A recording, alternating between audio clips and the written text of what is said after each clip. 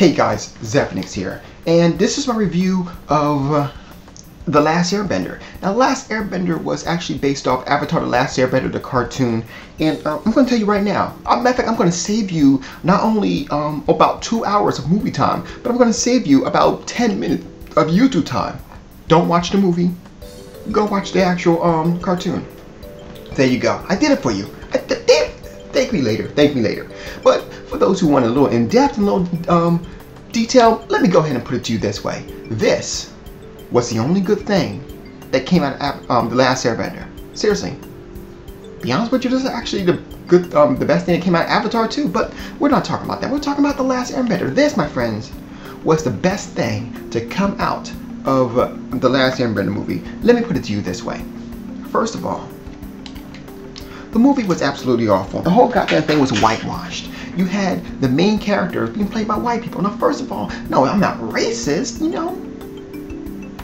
But the thing is, though, why are you having white people play the lead for a movie that is actually Asian, you know, influence? That's one. And number two, why is it that the main characters are white when the main characters in the actual cartoon are like Eskimo or Indian minimum? I don't get that. You know, it's just like it didn't make any sense. It didn't make any sense. And then let me stop right there by going, I'm jumping around. This was worthless. These 3D effects, I was looking at it, I'm like, gee, the only reason why I kept the glasses on, because if you didn't keep the glasses on, it was fuzzy. Seriously, I could have just spent, the movie was $9. It was like $2 more to get the 3D effects. I should just went to the $9 one. Seriously, I wasted a lot. It was unnecessary 3D, and not even good unnecessary 3D. You know, seriously, it was worthless. It was worthless, but hey, I got 3 3D glasses out of it, so that brings up my collection to what? 1, 2, 3, 4, 5, I think 6 3D glasses in the house now, so there you go. It was ridiculous. Let me go ahead back to it. So first of all, I also noticed that I was also trying to figure out this. I was like, well, why is it that the races were all mixed up, right? And then I noticed that the Fire Nation were Indian. You know, why are the Fire Nation Indian? Why can't they be, you know? But then I realized something. The Fire Nation had a lot of TV time. They had a lot of or movie time, whatever you want to call it, screen time, if that's what you want to call it. Now, my problem is with this. All of a sudden, I realized something. The Fire Nation is the same exact race as the director. So could it be that the reason why they got more movie or screen time was because they were the same race as the director? Was the director trying to buff up the Indian? I mean, it's a possibility, but I'm not going to get into that because I have no proof on that. So I'm just saying it's something that I may have noticed. I'm just kind of putting out there. Anyway, so let's go ahead and put this down back. There was a lot of parts about Avatar: The Last Airbender that were just utterly, there was parts about The Last Airbender, the movie, that were just utterly retarded. First of all, they were saying the names wrong. Like Aang was Aang, Sokka was Sokka, what was it? General Aro was something I can't even pronounce. And it was just like, what are you doing? You know, Admiral Zhao was Emperor Shao.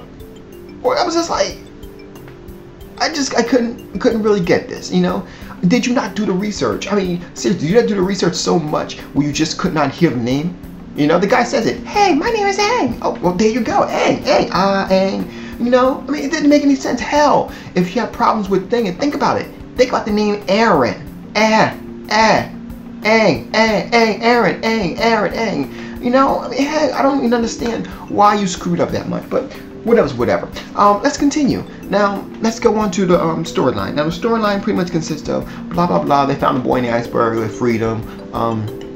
He's finally the last airbender, you know, and the cartoon just did a lot better. Now I know they have more time on the cartoon, but seriously, I've seen movie adaptations that were way better than cartoons. Let me give you one example. Dragon Ball. There was a Dragon Ball, a regular Dragon Ball. There was a Dragon Ball cartoon movie that was a better adaptation to the actual show than the actual than this movie was. I know it's hard to explain, but let me just keep going anyway. Over and all, it was just bad. It really was bad.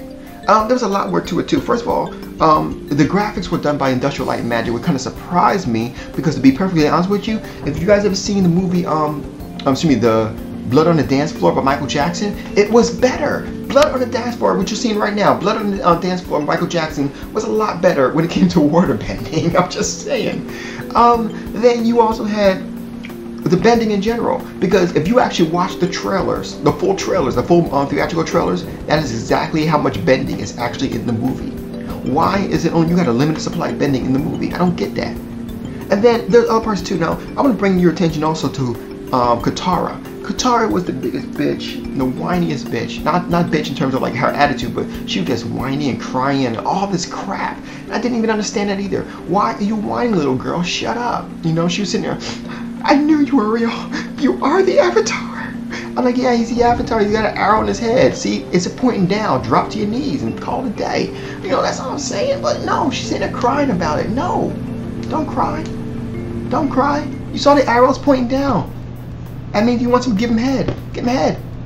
But shut up and do it. I don't get it.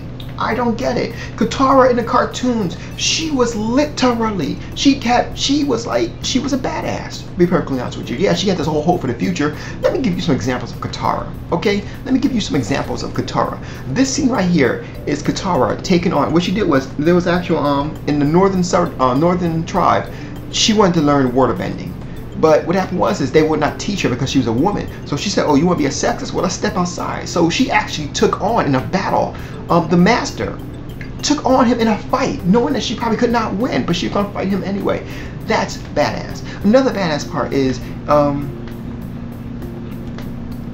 it's this part right here. Now I'm showing you a clip right here of when she took on Zuko. It was Katara versus Zuko, and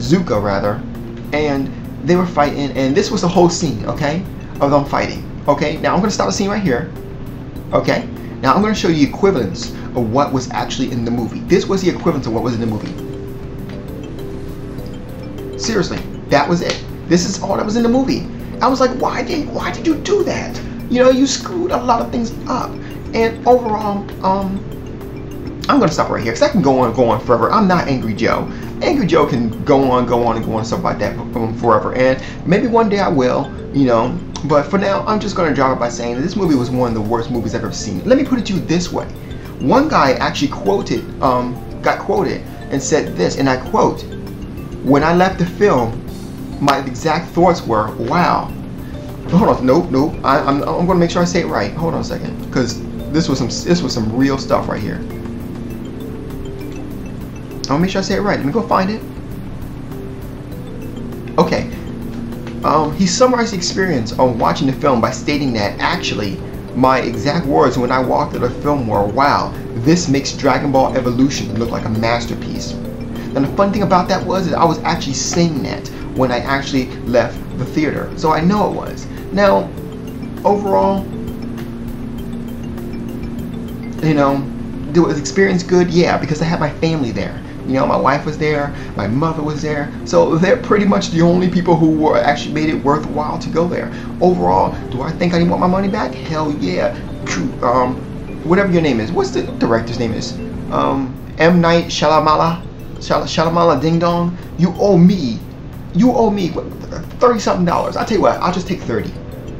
There you go, I'll take 30.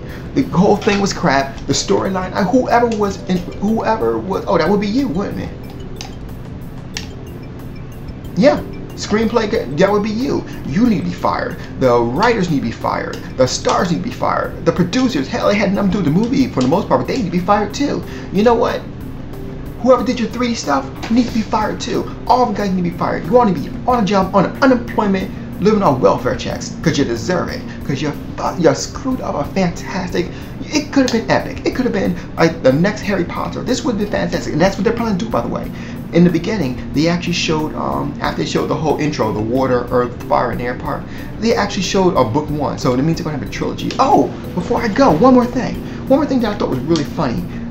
When they were actually bending, they did all these moves where they actually bended. Let me tell you, they was like this. They was like this.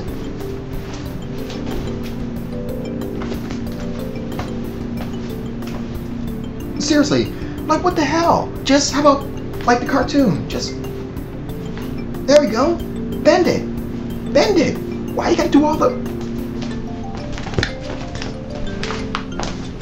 I'm like, what are you, Power Rangers? Anyway, the movie gets a 4. And it raises Dragon Ball Evolution to like a 6. That's how bad it is. Anyway, you guys have a good night. That's my review of The Last Airbender.